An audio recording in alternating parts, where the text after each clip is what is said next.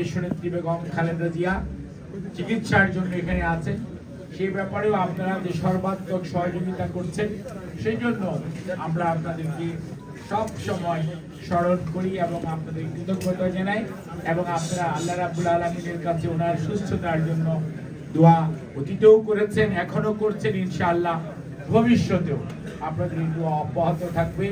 এবং সেই সাথে দলের প্রতিষ্ঠাতা শহীদ রাষ্ট্রপতি জিয়াউর রহমান বীর উত্তম ওনার আত্মার মাগফিরাত কামনা করে আপনারা যে দোয়া করেছেন এবং ওনাকে আল্লাহ বেশ নসিব করুক এবং আমাদের ভাই আরাফাত রহমান কোকো সহ বাংলাদেশের গণতন্ত্র পুনরুদ্ধারে আমরা যে সমস্ত ভাইদেরকে হারিয়েছি, শহীদ হয়েছে, ইনক্লুডিং জুলাই এবং আগস্ট সহ তাদের সবার আত্মার মাগফিরাত কামনা করি এবং তাদেরকে আল্লাহ বেশ নসিব করুক। 2023-এর জুলাই মাসে বাংলাদেশের স্বৈরাচার বিরোধী আন্দোলনরত সকল দলের মিলিতভাবে 31 দফা কর্মসূচি প্রণয়ন করা হয়, যেটি আমাদের নেতা জনাব তারেক রহমান ঘোষণা করেন। আজকে এটি বিএনপির চার্টার, অর্থাৎ বিএনপির যদি আপনি মনে করেন যে আগামী দিন নির্বাচনী কর্মসূচি কি বা আগামী দিনের দেশের উন্নয়নের বক্তব্য কি, দেশের মানুষকে সামনের দিকে এগিয়ে নিয়ে যাওয়া, দেশের মধ্যে সুশাসন, গণতন্ত্র, মানবাধিকার এবং সত্যিকার অর্থে দেশের স্বাধীনতা এবং সার্বভৌমত্ব এবং অর্থনৈতিক মুক্তির জন্য আমাদের কি বক্তব্য, সেটি হচ্ছে 31 দফা। আমরা কৃষি নিয়ে কি বলতে চাই, আমরা স্বাস্থ্য নিয়ে কি বলতে চাই, আমরা বাণিজ্য নিয়ে কি বলতে চাই এবং আমরা আইটি নিয়ে কি বলতে চাই, আমরা শিক্ষা নিয়ে কি বলতে চাই, আমরা নারীর অধিকার নিয়ে কি বলতে চাই, আমরা দেশের প্রতিটি বিষয় যেই বক্তব্যের মধ্যে উপস্থাপিত হয়েছে সেটি হচ্ছে 31 দফা কর্মসূচি বাংলাদেশ জাতীয়তাবাদী দল কর্তৃক প্রণীত। কাজেই সেইটি হচ্ছে আজকে আমাদের বক্তব্য এবং সেটি যদি অর্জন করতে হয়, বাংলাদেশে প্রতিষ্ঠিত করতে হয়, তাহলে স্বৈরাচার যেভাবে নির্বাচন ব্যবস্থা ধ্বংস করে দিয়েছে, দেশের প্রতিটি প্রতিষ্ঠানকে আজকে স্বৈরাচার ধ্বংস করে দিয়ে পালিয়ে গেছে, সেইগুলি কিছুটা হলেও সংস্কার করে যত দ্রুততার সঙ্গে আগামী দিনে জাতীয় নির্বাচন হবে, অর্থাৎ জনগণ তার অধিকার প্রয়োগ করার সুযোগ পাবে। কারণ এই দেশের মালিক হচ্ছে জনগণ, এই দেশের মালিক অন্য কেউ না, উপরে আল্লাহ রাব্বুল আলামিন, নিচে হচ্ছে এই বাংলাদেশের মানুষ।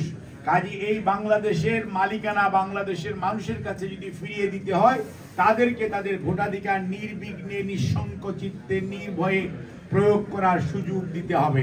সেই সুযোগ সৃষ্টি করার জন্যই আজকের অন্তর্বর্তীকালীন সরকার এবং এই সরকারের দায়িত্ব হচ্ছে সংস্কার, যে সমস্ত বিষয়ে প্রয়োজন, বিশেষ করে যেভাবে দলীয়করণ করা হয়েছিল আইন শৃঙ্খলা রক্ষাকারী বাহিনী, আইন আদালত এবং প্রশাসনকে, নির্বাচন কমিশনকে, সেগুলোকে যত দ্রুততার সঙ্গে সংস্কার করে, যেইটুকু সংস্কার করলে মানুষ তার অধিকার প্রয়োগ করতে পারবে, তত দ্রুততার সঙ্গে আমরা গতকালকে দেখেছি আগামী ডিসেম্বরের মধ্যে নির্বাচন হওয়ার কথা আমাদের প্রধান উপদেষ্টার প্রেস সচিব প্রেস বিজ্ঞপ্তি আকারে বলেছেন।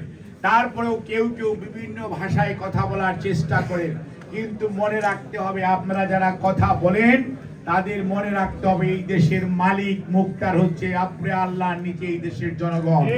আপনি, আমি, আমরা আজকে যারা এই চেয়ারে বসে আছি, আমরা এই দেশের মালিক মুখতার নয়। এই দেশ পরিচালনার দায়িত্ব জনগণ যাদেরকে দিবে তারাই দেশ পরিচালনা করবে এবং জনগণের ইচ্ছার এবং অভিপ্রায়ের প্রকাশ ঘটবে জনগণের ভোটাধিকারের নির্বাচিত জাতীয় সংসদের মাধ্যমে। কাজেই সেখানেই সিদ্ধান্ত হবে সংস্কার কতটুকু যাবে, কতক্ষণ হবে, কোন কোন সংস্কার অতীব জরুরি, কোন কোন সংস্কার মধ্যবর্তী সময়ে করতে হবে, কোন কোন সংস্কার করতে দীর্ঘ সময় লাগবে, সিদ্ধান্ত নিবে এই দেশের জনগণ, এই দেশের জাতীয় সংসদ। কাজেই কোনো অবস্থাতেই ভাবার কারণ নেই এই দেশে আমরা 69-এর গণ অভ্যুত্থান দেখেছি, এই দেশে আমরা 71-এর মুক্তিযুদ্ধ দেখেছি, এই দেশে 90-এর স্বৈরাচার বিরোধী আন্দোলন দেখেছি, এই দেশে 2024-এর 5ই আগস্ট অর্থাৎ 36-এর জুলাইয়ের আন্দোলনও দেখেছি।